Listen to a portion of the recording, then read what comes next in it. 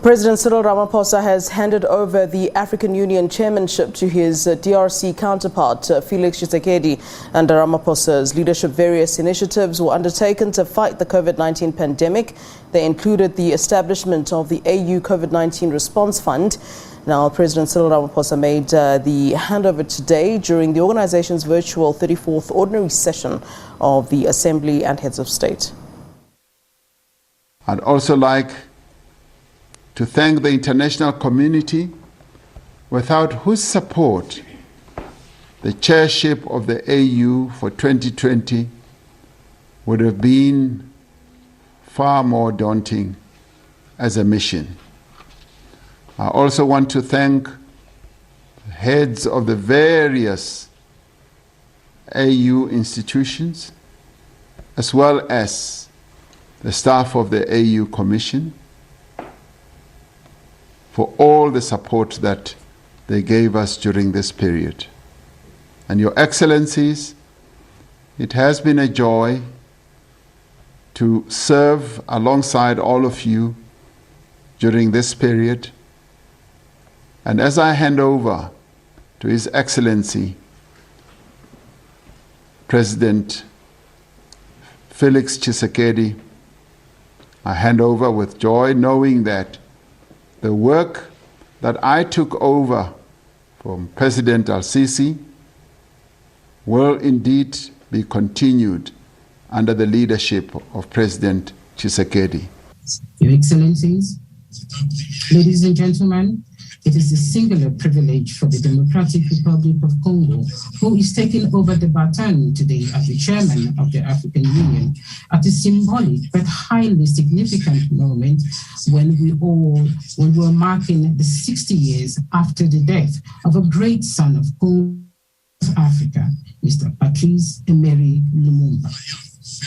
Mr. Lumumba had faith in the great destiny of Africa, and he did not hesitate to organize in August 1960 in Kinshasa, at the time called Libreville, the last Congress of the history of the great Pan-Africanist movement. On 30th June 1960, just before his tragic death, he declared, and I quote, "Africa is going to write its own history, and it will be from the north to the southernmost tip of the continent, a history of glory and dignity." All right, we now have our correspondent from Addis Ababa, Ethiopia, Coletta Wanjohi. A very good afternoon to you. Coletta, of course, today the big story of the AU is that the African Union chairmanship has been handed over from South Africa to the DRC. Let's talk about the theme for this year's AU's Heads of State Summit and what is expected for the year.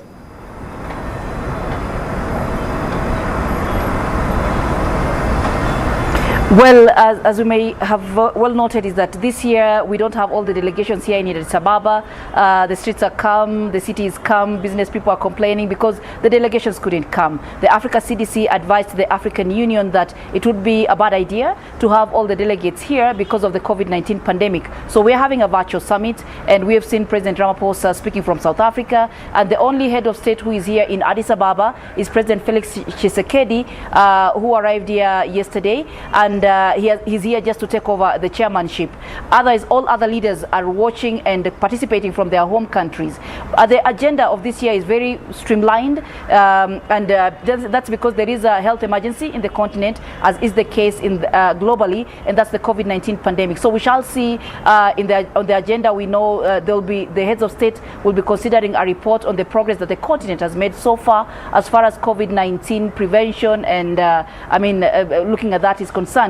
And the heads of state will also be looking at the implementation or bringing into effect some of the reforms that President Kagame recommended when he did a research when he was the chair, and we have a report on that. So they'll be looking at how to streamline the institution, the African Union, how to make it probably more lean and more effective. And also another key issue or another key agenda for this 2-day summit will be the election of the leadership of the African Union Commission. And because now the whole leadership of the African Union Commission is going to go off, and we shall have the chairperson being elected elected, the deputy, and the 6 commissioners now. Yeah. Coletta, you know, of course, we're talking about agenda, and I'm assuming that the agenda from last year kind of had to be altered or changed as we were all, you know, hit by COVID-19. But on the back of this, what has the AU really done in terms of African solidarity, but in particular when we're talking about the fight against COVID-19? Has there been that African solidarity in terms of facing this issue together?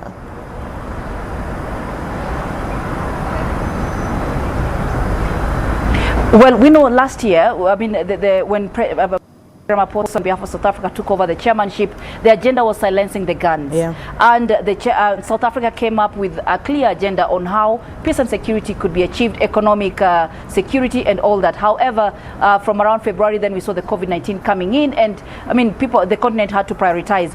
But kudos is given, or a lot of thanks is being given to South Africa for leadership, for having shown leadership, because we saw the Africa CDC highlighting or flagging up the aspect of COVID-19 even before it hit the continent, and South Africa steered that the continental discussion on COVID-19 even before we got our cases here. So we saw Africa being more prepared, because we know the committees were formed under President Cyril Ramaphosa to be able to assist the continent in terms of prevention, in terms of acquiring the different requirements that would help the continent survive through the pandemic. And now we have even much more important, we have a committee that is looking at how we can finance the acquisition of vaccines into the continent, as well as ensuring that there is equitable distribution of vaccines into the continent, because it's a big issue. So the continent has moved forth despite the South Africa being forced to prioritize its own agenda and moving forward. And that's why the theme of this year,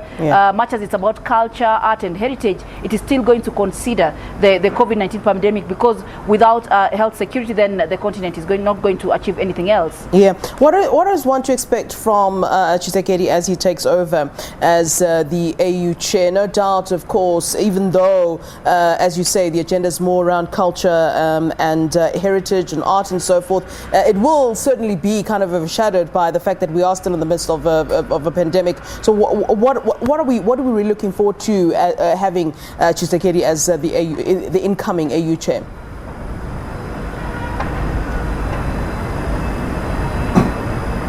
Well, the president of DRC will have to take forth the efforts that South Africa has taken in terms of preparing the continent in fighting the pandemic, because that's the priority for now.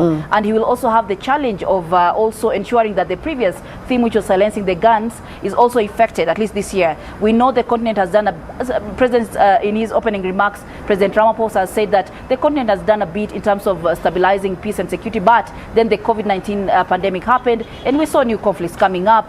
We saw fresh conflicts coming up. We saw protracted conflicts, getting on. And so the key things would be President Tshisekedi will have to look at some of the reforms that the continent was looking at to ensure that there's peace and stability. And now key to it will be him that will ensure that the continent at least receives these vaccines and stays healthy. All right. Coletta, thank you very much for giving us that update then from Addis Ababa. Much appreciated. All right, that is Coletta Wanjohi, our correspondent in Addis Ababa, giving us an update, of course, as we saw the African Union chairmanship being handed over then from South Africa to the DRC. Well, the ANC's disciplinary hearing of former Gauteng Health MEC Dr. Bandile Masuku and presidential spokesperson Kusela Diko will resume today. The two were allegedly involved in a scandal related to the procurement of personal protective equipment in the province. ANC Gauteng Secretary Jacob Gawe has been leading the party's investigations into the two members of the Provincial Executive Committee. Masuku, his wife Loiso and Diko were called before the party's Integrity Commission in July last year over a multi-million rand tender that the Provincial Health Department had given Diko's husband. Masuku has been replaced as Health MEC while Diko is on special leave.